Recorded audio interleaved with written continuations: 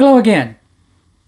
In the last video, we talked at some length about the definition of worship.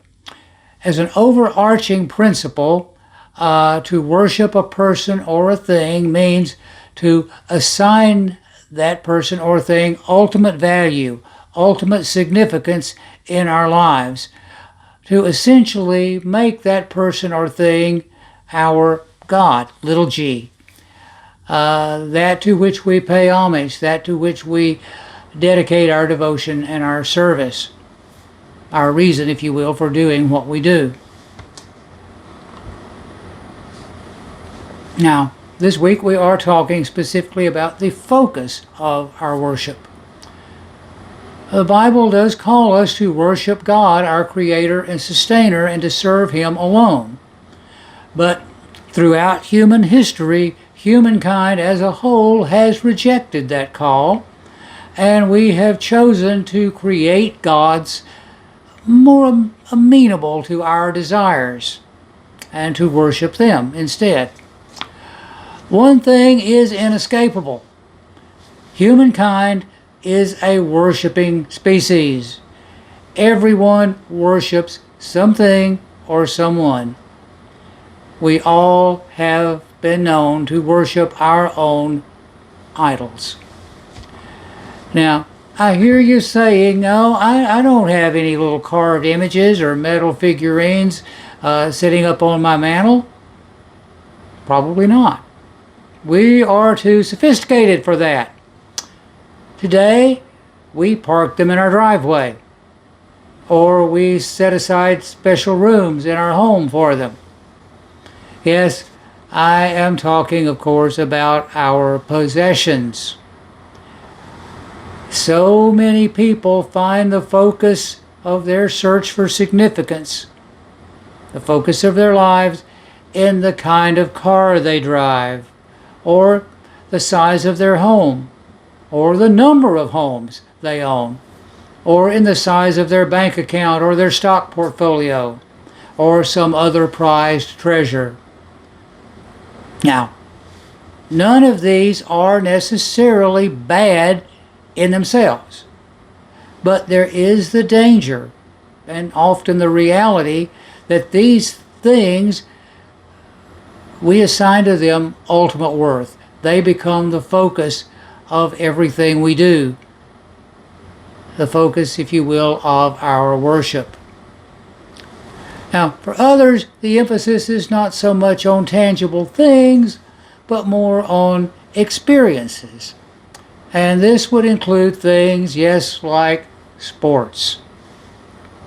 Now, according to studies made by a major market watch company, Americans spend some $50 billion, with a B, dollars a year attending sporting events. Now, if there is any doubt that they are worshiping at these events, let's take a look. They dress up in special ceremonial clothes. Some even paint their faces and bodies in ceremonial colors. They will then sit for hours on hard wooden seats in heat or cold to honor and shout praises to their chosen team. Now, it's probably a coincidence, but an interesting one nonetheless. So many of these gatherings happen on Sunday. And we're not even talking about the $50 billion or so that is spent annually on the cost of participating in sports. And here again we see a tremendous amount of dedication and devotion, as people will put their bodies through all manner of stress and strain to better prepare them to better serve their sport god as well. Now, am I saying sports and exercise are inherently evil? No, not at all. In fact, some of us could do with a little more of that exercise. It can be a very good way of taking care of this body that God has given us. But there is a clear and present danger, either as an observer or a participant, that we do allow these things to become the overriding purpose in our lives. Yes, the focus of our lives, the focus, if you will, of our worship. Now, sports are a far cry from the only activity that can become a focus of worship. How often have you heard someone say, "Oh, I live for the weekend"? Yeah, the only reason they go to work is to make money so that they can relax, to focus on leisure. Now, this leisure might take the form of a weekend camping trip or a week-long ocean voyage or even an extended cross-country or maybe even an international trip. Now, hear me well. God has given us an amazing world to enjoy. He invites us to see His handiwork in the grandeur of the mountains, the solemn barrenness of the desert, to gaze in awe at the Grand Canyon, or to experience His power in the vastness of the ocean. These can be things that actually point us and point our attention to God. But when they are pursued as objects unto themselves, and they become the focus of all our efforts, the reason we do what we do, they become the focus of our worship. Now, some folks are not interested in sports. They could care less about the beauty of nature, but they will camp out on a sidewalk or a parking lot in pouring rain all night to be sure they are in line to get a ticket to sit in the same building with their favorite entertainer. And even if they are on the 53rd row watching that entertainer on the giant screen, they are there. And they show their admiration. Now, I have never camped out overnight, but I will admit to having saved every nickel and dime as a youngster and standing in a line that wound around a block in my small hometown to be sure I got to see on opening day the latest Disney film. One in particular I recall was Son of Flubber. In older years it became Frankie and Annette, or Elvis, or John Wayne. You fill in the blank with the star of your choice. If you're of a certain age, you will remember the feeling of sitting there in that seat, gazing up at our heroes, our idols on that giant screen. Now, is it really a coincidence that we call these people idols? Now, there are those who are even less energetic, and this love for entertainment might be combined with their love for leisure mentioned above and involve nothing more than hours and hours spent vegging out in front of a television. Oops, I stopped preaching and started meddling, didn't I? Well, don't worry. One of those ouches you heard was mine. Is it wrong to enjoy these things? That opens a whole can of worms we really don't have time to get into. But one thing is for certain. There is a danger that these individuals, these entertainers, these celebrities, or entertainment in general will become the major focus in our life. All we look forward to, the reason we do what we do, the focus, yes, of our worship. Now, this list is in no way comprehensive. No doubt some of you are already thinking of things you would add. Feel free to do so in the comments if you like. Before we move on, though, we need to address one more particular group. Now, I'm talking about the folks who, as they listen to this video, are very put out. They will tell you loudly they do not worship anyone or anything. They are self-sufficient. Everything they have ever gained or achieved is by their own intellect and strength. They owe no thanks or devotion to anyone, let alone any God. Well, this person, without realizing it, has actually just contradicted themselves. They have made it very clear that there is a focus of worship in their lives. And that focus is themselves. Yes, this person's only devotion is, their only dedication is to what meets their own desires.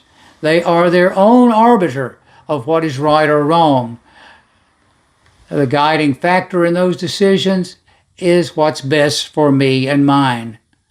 Now, honestly, this is probably the largest group and the easiest one to fall into. And in a way, it kind of subsumes all of the others. Oh, now, if so many people are doing this, if everyone really is worshiping their own chosen God, what's wrong with that? Why do we say that only the true valid focus for our worship, the only true valid focus is God, the Creator and Sustainer, as revealed in the Bible? If it works, what could be wrong? Well, for one thing, ultimately, these things do not work. None of these things will ever bring true fulfillment. Ultimately, they will leave us empty. Now, there was a man in the Bible by the name of Solomon. You've probably read about him. He was a great king of Israel. He was reputed to be the wisest and the wealthiest man in the world of his day. People would come from all around to ask him questions or to learn about his wisdom. Well, he made it his life's goal to seek out the meaning of life. And he tried everything: wisdom, pleasure, power, wealth. And, well, let's hear what he has to say. He says, "I became great and excelled more than all who were before me in Jerusalem. Also my wisdom remained with me. Whatever my eyes desired, I did not keep from them. I did not withhold my heart from any pleasure. For my heart rejoiced in all my labor, and this was my reward from all my labor.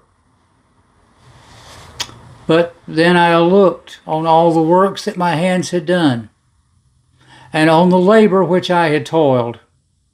And indeed, all was vanity and grasping at the wind. There was no profit under the sun." Look at that picture. Grasping for the wind, reaching out, grabbing and hoping and running and chasing, and our hands are coming back empty. But the wind is still there, and we try again, and we chase, and there is nothing but emptiness. Sound familiar? There's yet another reason that we say these things do not work. That is because all of them, all of the pleasures they may bring, and they will bring temporary pleasure for sure, is temporary at best. That fine home, that nice car, all the treasured possessions. Ask some folks in North Carolina or California just how permanent those things are and how quickly they can disappear. Hey, Jesus warns us against the futility of hoarding up wealth for its own sake. Do not lay up for yourselves, he says, treasures on earth. Why? Because here moth and rust, something that simple, can destroy, and thieves break in and steal. Even life itself is temporary. All the wealth in the world is going to do us no good in the end. Jesus told a parable, a story, about this one rich man. Man, he had fields, he had crops, he was so prosperous he couldn't even stockpile it all. And he wasn't going to bother trying to add on to his barns. He was going to tear them down, and man, I'm going to build me bigger and better. My barns are going to be the show place. And I have all I need for many years, and I can say to myself, eat, drink, and be merry. But God said to him, "You fool, this very night your life will be required of you. Then who will own all that you have accumulated?" And this is how it is for anyone who stores up treasures for himself, but is not rich toward God. And one day, even this world as we know it will pass away. All the wealth and power of great cities and nations will be less than rubble. The day of the Lord will come, we are told, as a thief in the night, unexpected, in which the heavens will pass away with a great noise, and the elements will melt with fervent heat. Both the earth and the works that are in it will be burned up. Now, assuming all this to be true, can we see the futility of worshiping, of putting first in our life anything found in this world? God alone is deserving of our worship. So, exactly why do we say this? Why is it that we worship God and just only God, God alone? Well, for one thing, He is our Creator and the reason we were created. Serve the Lord with gladness, the psalmist says. Come before His presence with singing. Why? Because we know that the Lord, He is God. It is He who has made us, not we ourselves. We are His people, the sheep of His pasture. And He alone is worthy of praise. There was a period of great rebellion and idolatry among the children of Israel, not unlike today in our world, in our country, in our land, and among us.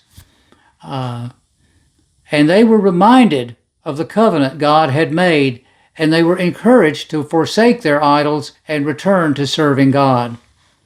You shall not fear other gods, nor bow down to them, nor serve them, nor sacrifice to them.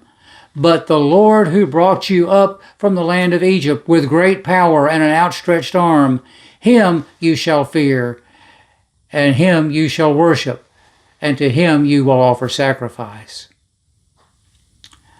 Another reason is because He is the one true God. To whom will you liken God, Isaiah asked? To what image will you compare Him? To an idol that a craftsman casts and a metal worker overlays with gold and fits with silver chains? Now, we might say and speak of assembly lines in factories. Same thing. We worship Him and Him alone because He is the King over all kings and the ruler over all. He sits enthroned above the circle of the earth. Its dwellers, we are told, are like that's us, are like grasshoppers. He stretches out the heavens like a curtain and spreads them like a tent to dwell in. He brings the princes and kings and presidents, we would add, to nothing. He makes the rulers of the earth meaningless. There goes our hope for a new deliverer in Washington, whatever his name might be, or hers.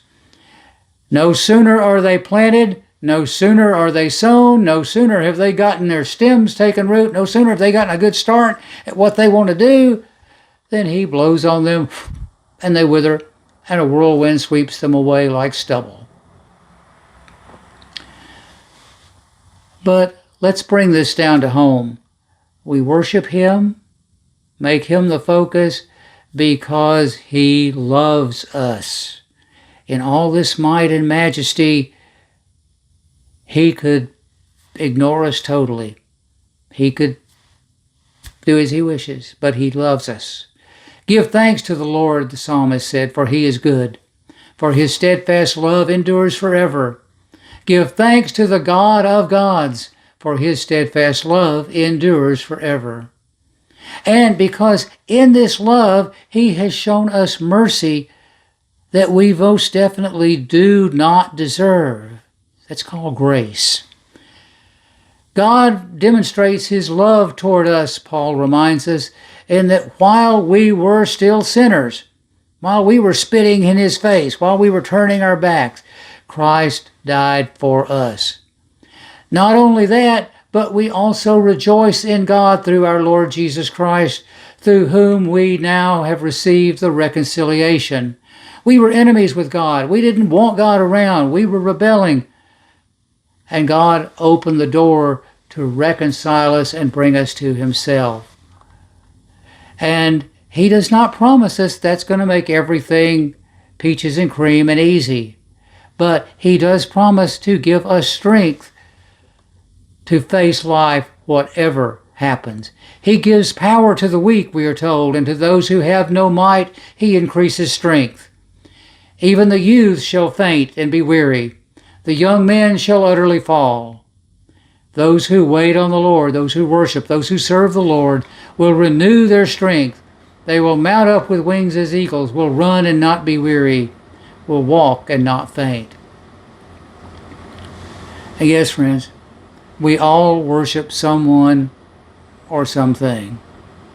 Some of us have already placed our hope and focused our worship on people, on philosophies that left us with nothing but emptiness and disappointment. I want to encourage you, plead with you, that you would spend some time with God in prayer and in the Word. Ask him to open your heart and lead you to worship him, the only one truly worthy to be the focus of our worship.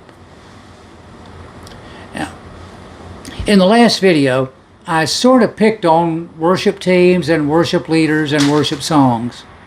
Now, I promise I did not mean that in a bitter way. Many of these are godly people who are doing what they honestly feel God has led them to do. We just disagree on what constitutes a worship song. To me, that would mean a song that promotes and exhibits worship. That is, it extols the power and the might of God, and it expresses my humility in the light of his glory. And humbly, I let his glory fill my heart, and I understand and bless him, and that pours out then in song. To me, that would be the definition of worship. In that spirit, I would like to conclude this session with my personal idea of the definitive worship song.